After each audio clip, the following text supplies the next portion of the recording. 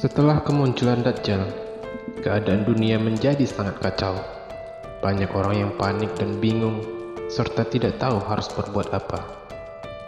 Dajjal dan pasukannya berhasil menguasai beberapa kota dan negara, dan memperbudak ribuan orang di bawah kekuasaannya. Lantas, apa saja yang diperbuat Dajjal, dan berapa lama Dajjal akan menguasai bumi? Simak video ini sampai selesai supaya bertambah ilmu kita.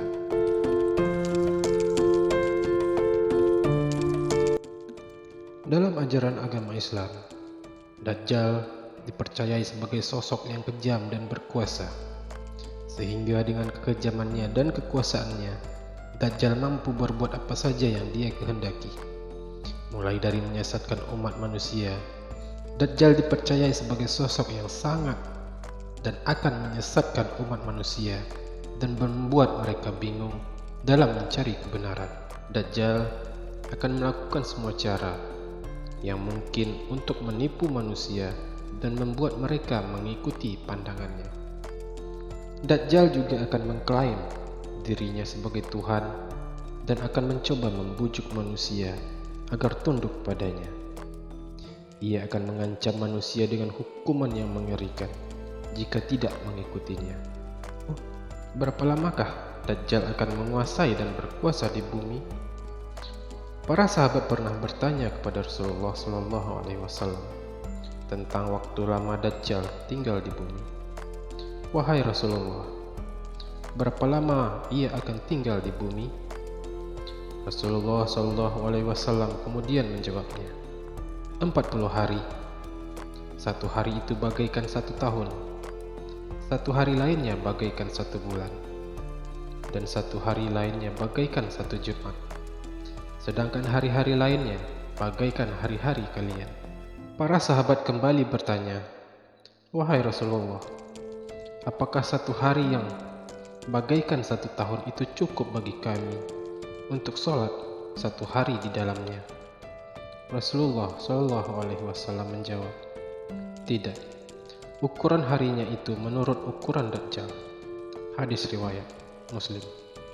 Pada saat Dajjal tinggal di bumi nantinya, kaum yang beriman akan berhamburan lari ke gunung-gunung, sebab mereka takut terkena fitnahnya. Bahkan dikatakan akan ada orang yang mengikat orang tua atau anaknya, karena khawatir mereka akan keluar rumah dan mengikuti Dajjal. Dajjal, atau yang juga dikenal dengan sebutan Al-Masih, Ad-Dajjal, adalah salah satu tokoh besar dalam eskatologi dalam agama Islam.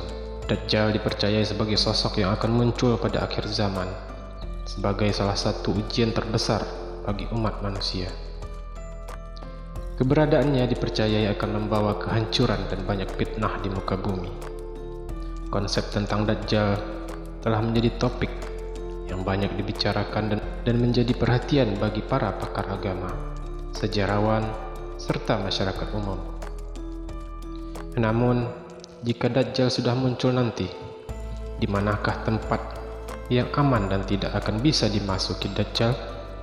Tempat yang diyakini tidak bisa dimasuki oleh Dajjal memang merupakan salah satu topik yang menarik untuk dibahas.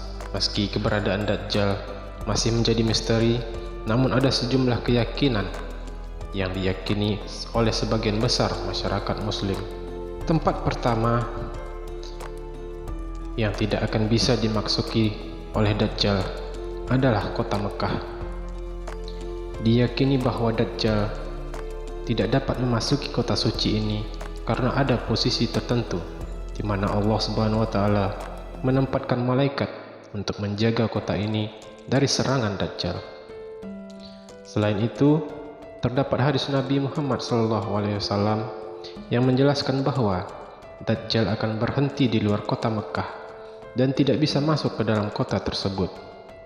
Hal ini tentunya sangat menguatkan keyakinan masyarakat Islam bahwa Mekah adalah tempat yang aman dari kekuasaan Dajjal. Tempat kedua adalah kota Madinah. Diyakini bahwa kota ini juga tidak bisa dipengaruhi oleh Dajjal. Ketika dia mencoba memasukinya, Seperti di Mekah, ada juga posisi-posisi tertentu di mana malaikat ditugaskan untuk menjaga kota suci ini dan menjaganya dari pengaruh Dajjal. Setiap jalanan Madinah terdapat malaikat, sehingga Ta'un dan Dajjal tidak dapat memasukinya. Hadis riwayat Bukhari dan Muslim. Madinah tidak akan dimasuki kekuatan Al-Masih Dajjal. Saat itu, Madinah memiliki 7 pintu, dan di setiap pintu ada 2 malaikat penjaganya. Hadis riwayat Bukhari dan Muslim.